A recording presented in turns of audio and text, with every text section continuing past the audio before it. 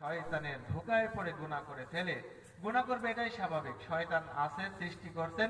এটা এখন থেকে না, ওই যে জান্নাতে ছিলেন, আব্বা জান্নাতে ছিলেন না, কে? হযরতে আদম আলাইহিস সালাম, আমাদের আদি পিতা, আমাদের আব্বা। উনি কোথায় ছিলেন? জান্নাতে ছিলেন। জান্নাত থেকে শয়তানের ধোঁকার মাধ্যমে তিনি দুনিয়াতে আসছেন। এটা আল্লাহরই ফয়সালা।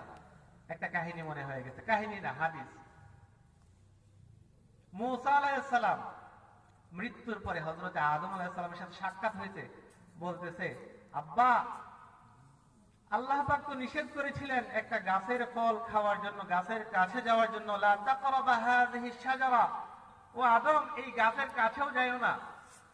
আপনি গাছের কাছে তো গেলেন, গাছের ফলও খাইছেন।